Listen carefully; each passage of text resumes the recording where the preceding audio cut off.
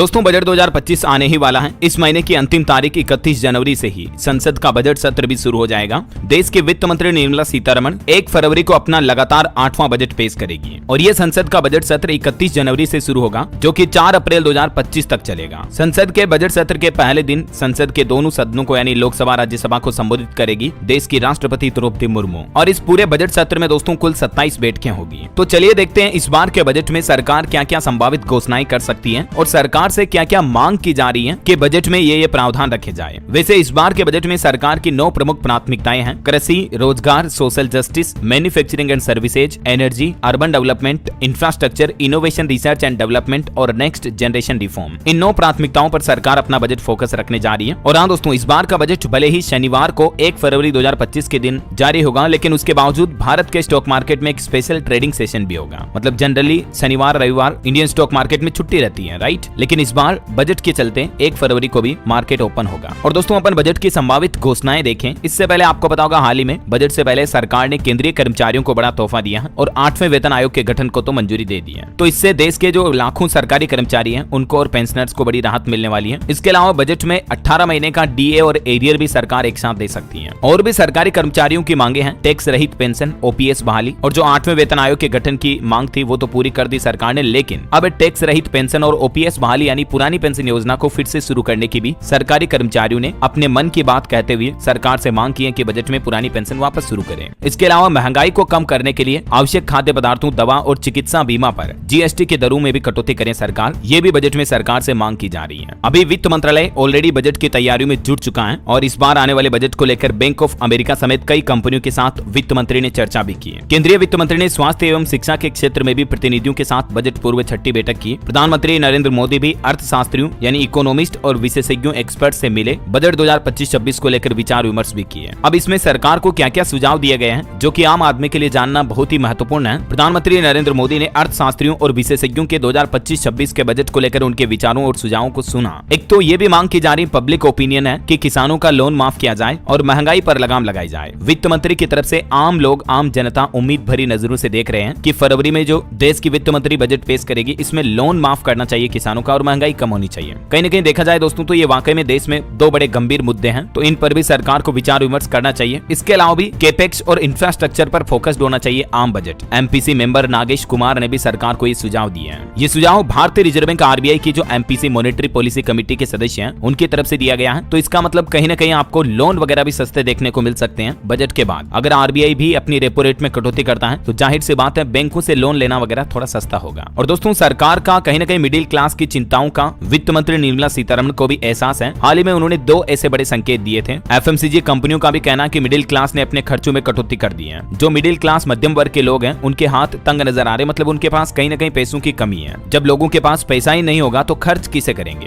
है ना। तो इसको लेकर दोस्तों हाल ही में मिडिल क्लास लोगों को राहत देने की अपील भी की गई वित्त मंत्री निर्मला सीतारमण से और वित्त मंत्री ने भी कहा कि हमें उनकी चिंताओं का एहसास है। इसके अलावा उद्योग जगत ने भी आगामी बजट को लेकर सरकार से कुछ उम्मीदें लगाई और अपनी सिफारिशें सौंपी है। आगामी बजट को लेकर उद्योग जगत के एक्सपर्ट्स ने वित्त मंत्री को विस्तृत सिफारिशें सौंपी है, जिसमें एक तो फिक्की ने पिछले बकाया शुल्क को चुकाने के लिए एक मुफ्त निपटान योजना के रूप में सीमा शुल्क के तहत माफी योजना लाने की भी मांग की है और कहा कि इससे उद्योग को मुकदमेबाजी के बोझ को कम करने में मदद मिलेगी। महिलाओं के लिए भी फिक्की ने एक मांग की है कि महिला सशक्तिकरण और उनके बच्चों की देखभाल के लिए भी सरकार कुछ नई स्कीमें लाए, योजनाएं लाए, ऐसा। और दोस्तों एडटेक इंडस्ट्री की भी डिजिटल इंफ्रास्ट्रक्चर पर आवंटन बढ़ाने की मांग है बजट से। इसके अलावा शिक्षा सेवाओं पर जीएसटी कम करने की भी मांग की गई। साला.com के फाउंडर की तरफ से सरकार को यह भी सुझाव दिया गया। और वहीं दोस्तों टूरिज्म इंडस्ट्री को भी सरकार से इस बजट से काफी उम्मीदें हैं। इस क्षेत्र से जुड़े एक्सपर्ट का भी ये कहना है कि सरकार की ओर से इस सेक्टर को टैक्स में राहत मिलनी चाहिए ताकि मतलब वित्तीय दबाव को कम करने में मदद मिल सके, है ना। हेल्थ सेक्टर, बीमा, इंश्योरेंस, प्रीमियम वगैरह को लेकर भी बजट में कुछ खास देखने को मिल सकता है आपको, क्योंकि कई सारे हेल्थ सर्विस प्रोवाइडर्स और मेड टेक बिजनेस इस सेक्टर में बदलाव की मांगे कर रहे हैं। एक तो चिकित्सा उपकरणों पर समान जीएसटी लगाई जाए जिससे कि लोगों का इलाज वगैरह कराना सस्ता पड़े। हेल्थ सेक्टर की तरफ से सरकार से ये भी डिमांड की जा रही है और चिकित्सा उपकरणों के आयात को भी सस्ता करने के लिए आयात शुल्क को कम किया जाए। तो इसका भी सीधा असर लोगों के इलाज पर पड़ेगा, क्योंकि हॉस्पिटल में आने वाले उपकरण डिवाइसेस सस्ते होंगे तो हॉस्पिटल का खर्चा भी लोगों का महंगा नहीं पड़ेगा, है ना। और किसान भाई लोगों के लिए देखिए कृषि और ग्रामीण क्षेत्र के लिए भी मोदी सरकार इस बजट में कई बड़े फैसले लेगी, क्योंकि केंद्र की नरेंद्र मोदी सरकार के तीसरे कार्यकाल में मोदी सरकार के पास कृषि और ग्रामीण मंत्रालयों में एक नए मंत्री के रूप में अनुभवी मंत्री हैं शिवराज सिंह चौहान। तो जाहिर सी बात है उनका भी इस बार के बजट में काफी योगदान होगा। तो किसान भाई लोगों के लिए शिवराज सिंह चौहान जरूर बजट में कुछ अच्छे तोहफे दे सकते हैं। अभी तक मिली सूत्रों की जानकारी के मुताबिक दोस्तों बजट में एक तो किसान क्रेडिट कार्ड केसीसी के तहत ऋण की सीमा को जो कि मौजूदा 3 लाख है उसे बढ़ाकर 5 लाख रुपए प्रति किसान किया जा सकता है। इसके अलावा कृषि अनुसंधान और विकास के लिए भी सरकार कुछ नई फंडिंग जारी कर सकती है, तो इसका भी एटलीस्ट डायरेक्टली इनडायरेक्टली किसानों को ही फायदा होगा। कृषि के क्षेत्र में नए नए अनुसंधान डेवलपमेंट विकास देखने को मिलेंगे, है ना। और वहीं दोस्तों ग्रामीण इलाकों में रूरल इलाकों में भी डेवलपमेंट पर भारत सरकार इस बार बजट में फोकस रखेगी। रूरल इकोनॉमी से जुड़े शहरों में भी तेजी देखने को मिलेगी। मीडिया रिपोर्ट्स की माने तो 1 फरवरी को आने वाले यूनियन बजट में सरकार ग्रामीण इलाकों में रोजगार बढ़ाने और ग्रामीण इलाकों में रहने वाले युवाओं को नए नए हुनर सिखाने यानी स्किल डेवलपमेंट और महिलाओं से जुड़ी योजनाओं पर भी सरकार कुछ बड़े ऐलान कर सकती है। किस तरह से मतलब गांव के लोगों की इनकम बढ़ाई जाए इस पर फोकस रखा जाएगा। ग्रामीण इलाकों में रोड नेटवर्क को बेहतर बनाने के लिए भी बजट में कुछ एलोकेशन देखने को मिल सकते हैं। तो कई सारी कंपनियों की सेल्स में भी ग्रामीण इलाकों में ज्यादा हिस्सेदारी बढ़ेगी, जैसे ऑटोमोबाइल से जुड़ी कंपनियां हो गई वगैरह वगैरह, है ना। अच्छा, रेलवे बजट को लेकर भी खबर आ रही दोस्तों। रेलवे के लिए भी सरकार 18% तक बजट को बढ़ा सकती है और इसके अलावा रेल यात्रियों की सुरक्षा और इंफ्रास्ट्रक्चर बढ़ाने पर भी इस बार के बजट में फोकस रहेगा। तो रेल मंत्रालय की तरफ से भी ये कुछ योजनाएं प्लानिंग में चल रही है। वहीं कपड़ा इंडस्ट्री बजट में टेक्सटाइल और गारमेंट एक्सपोर्ट पर भी सरकार का फोकस रहेगा। 15% तक टेक्सटाइल का बजट भी एलोकेशन बढ़ा सकती है सरकार। इसके अलावा भारत के बीमा क्षेत्र में भी अब तक के सबसे महत्वपूर्ण सुधारों के लिए तैयार है सरकार। बजट से बीमा इंडस्ट्री को भी कई सारी अपेक्षाएं हैं। क्या क्या अपेक्षाएं, कुछ पॉइंट्स आप देख सकते हैं। एक तो बीमा खरीदारों को मिलने वाले कर का लाभ बढ़े,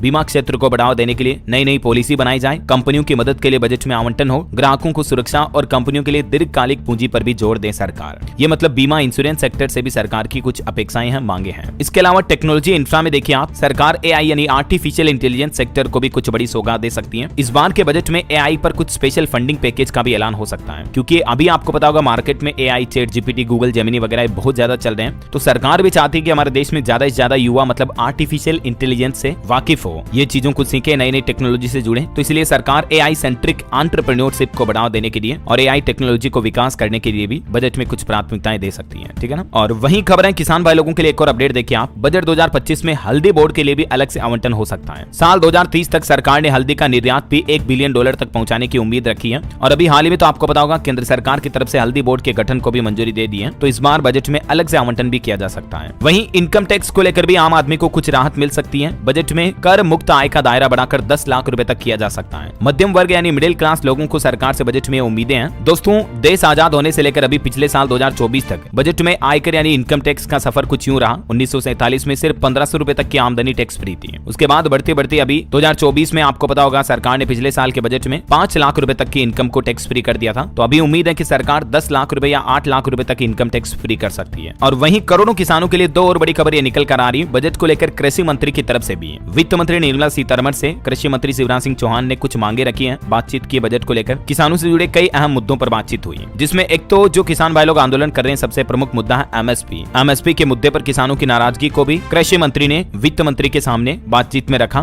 तो एक तो किसानों को यह तोहफा मिल सकता है कि सरकार एमएसपी की गारंटी वाला ऐसा कुछ कानून ला सकती है। और इसके अलावा बजट में किसानों को क्रेडिट कार्ड पर तो 5 लाख रुपए तक के ऋण की फैसिलिटी मिल ही सकती है। मैंने आपको बताया था अपडेट, जो अभी 3 लाख से बढ़ाकर गवर्नमेंट 5 लाख करने का प्लान कर रही है, ठीक है ना। और वहीं दोस्तों रत्न और आभूषण उद्योग ने भी आगामी बजट में सरकार से जीएसटी को घटाकर 1% करने की मांग रखी है। तो मतलब ज्वेलरी इंडस्ट्री वगैरह को भी सरकार बजट में ये तोहफा दे सकती है। और वहीं दोस्तों एफएमसीजी सेक्टर को भी बजट 2025 से क्या उम्मीदें हैं। उपभोग को बढ़ावा देने के लिए सरकार से कुछ खास अपील की गई है। बजट 2025-26 में एफएमसीजी सेक्टर को सरकार से क्या क्या चाहिए। देखिए, एक तो अर्थव्यवस्था में खपत बढ़ाने से जुड़े ऐलान किए जाए, ग्रामीण क्षेत्रों को योजनाओं में प्रोत्साहन मिले, ऐसे फैसले लिए जाएं जिससे कि खर्च बढ़े और महंगाई कम हो, ग्रामीण और कृषि क्षेत्र के लिए सब्सिडी वगैरह भी बढ़ाई जाए। और एक अच्छी रिपोर्ट ये सामने आ रही है कि बजट 2025 की घोषणाओं से फाइनेंशियल ईयर 2026 में वृद्धि दर 7% तक पहुंच सकती है। मतलब भारत की इकोनॉमिक ग्रोथ रेट अच्छी खासी रह सकती है। एसबीआई एमएफ म्यूचुअल फंड की रिपोर्ट में दावा किया जा रहा है। बजट से ये आस है कि विकास तेज होना चाहिए। और एक खबर आने के बजट 2025 में जो सरकारी कंपनियां हैं आईओसी, बीपीसीएल, एचपीसीएल, इनको भी सरकार 35,000 करोड़ रुपए तक की सब्सिडी दे सकती है। तो इससे एलपीजी गैस सिलेंडर सस्ता हो सकता है।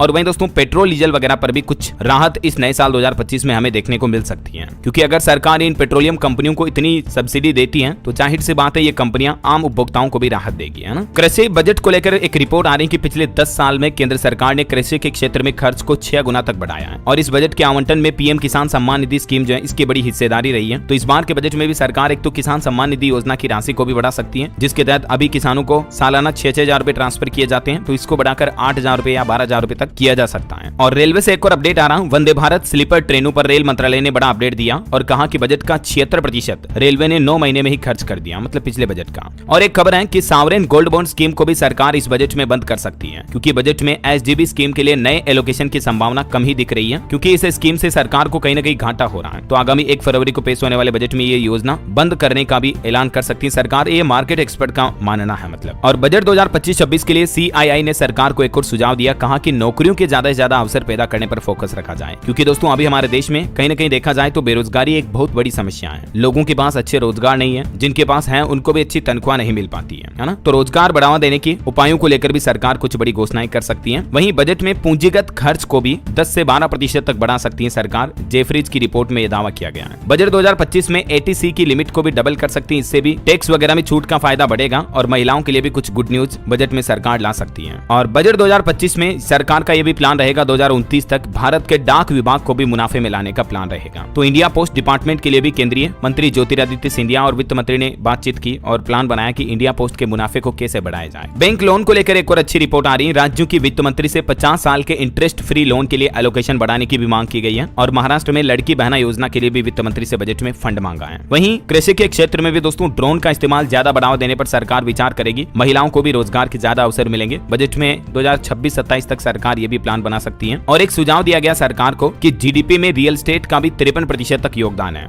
तो होम लोन के मूलधन और ब्याज पर कटौती की सीमा को बढ़ाया जाए, जिससे कि लोगों को सस्ते मकान मिल सके और सस्ते मकानों को बेचने पर भी जोर दिया जाए। Real estate developers association of India CREDAI की तरफ से बजट में सरकार से ये मांग की गई है। इसके अलावा महिलाओं के लिए कैश बेनिफिट की योजना भी ला सकती है सरकार, जिससे कि महिलाओं को ऐसी कोई नई सरकारी योजना लाई जाए जिससे कि महिलाओं के बैंक खातों में डायरेक्टली पैसे ट्रांसफर किए जाए। वहीं दोस्तों जनगणना यानी सेंसस पॉपुलेशन काउंटिंग के लिए भी सरकार ने कमर कस ली है। बजट में जनगणना से जुड़ी भी कुछ बड़ी घोषणाएं हो सकती हैं। 6 साल बाद अब जनगणना की राशि को दुगना करने की जरूरत है। और दोस्तों इस बार के बजट में भारतीय रुपये की गिरावट को रोकने का इंतजाम भी कर सकती है सरकार। हाल ही में भारतीय रिजर्व बैंक आरबीआई ने भी यह प्लान बनाया था, क्योंकि अभी डॉलर के मुकाबले रुपये की वैल्यू काफी ज्यादा गिर चुकी है, तो इस पर भी सरकार का फोकस रहेगा।